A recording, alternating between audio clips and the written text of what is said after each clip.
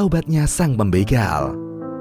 Ali bin Hashram berkata, seorang tetangga Al-Fudail bin Iyad rahimahullah menceritakan, dulu Al-Fudail bin Iyad membegal, merampok sendirian.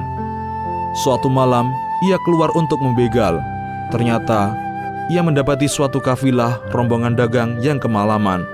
Seorang di antara mereka berkata kepada yang lainnya, "Mari kita kembali ke kampung itu, karena di hadapan kita ada seorang pembegal yang bernama Al-Fudail."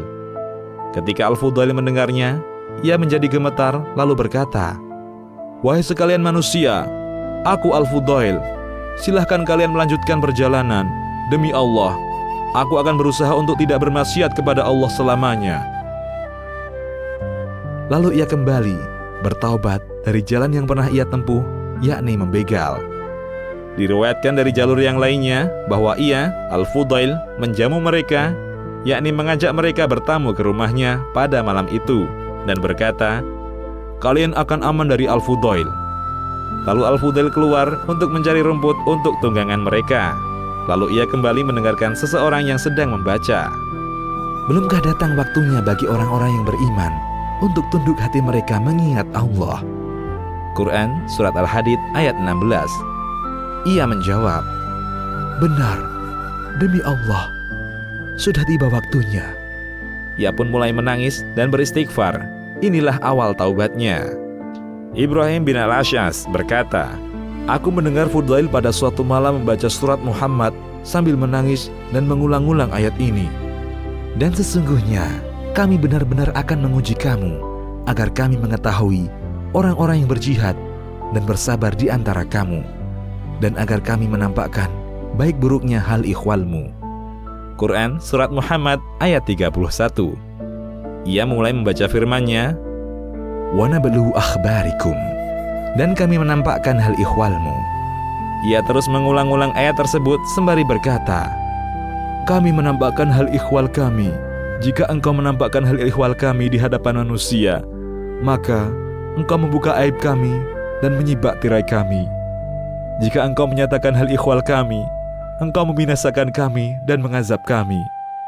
Aku mendengarnya berkata kepada dirinya sendiri, "Kamu berhias karena manusia, kamu bersandiwara untuk mereka, dan bersiap-siap untuk mereka. Kamu terus berbuat riya, sehingga mereka mengakuimu sebagai orang soleh. Lantas, mereka memenuhi berbagai kebutuhanmu, melonggarkan, melapangkan untukmu tempat duduk dalam satu majelis, dan memuliakanmu. Kerugianlah yang kamu peroleh. Betapa buruk keadaanmu jika demikian perihalmu." Aku mendengarnya berkata, "Jika kamu mampu agar tidak dikenal, lakukanlah. Tidak mengapa bila kamu tidak terkenal. Tidak mengapa bila kamu tidak disanjung. Dan tidak mengapa jika kamu dicela oleh manusia, asalkan kamu terpuji di sisi Allah. Allahu Akbar, semulia ini derajatnya, yakni jiwanya menjauhi harta duniawi dan dosa. Sampai-sampai jika engkau melakukan kebajikan, engkau tidak menginginkan seseorang pun yang mengetahuinya. Bahkan, seandainya orang-orang melihat segala kebajikanmu, maka engkau menilai perbuatanmu sebagai riya. Betapa mengherankan apa yang dilakukan kaum yang dungu pada zaman ini, yaitu para pengklaim, kaum yang melakukan kerusakan di muka bumi, dan kaum yang tiran lagi zalim. Mereka senang sanjungan, pujian, dan kemuliaan semu yang menunjukkan kekosongan dan kekerasan dalam jiwa, ruh, dan hati. Sesungguhnya celakalah orang-orang yang keras hatinya, orang-orang yang terperdaya. Demi Allah, mereka adalah manusia yang paling menderita, karena mereka menghalangi diri mereka merasakan lezatnya kedekatan dengan Allah, cinta karena Allah, dan menangis karena takut kepada Allah. Karena itulah, seorang yang saleh pernah ditanya tentang pernyataannya, "Seandainya para raja mengetahui Allah, lezatnya kedekatan dengan Allah, meninggalkan negeri yang penuh tipu daya, dan dengan berzikir, maka kegembiraan akan berlangsung terus."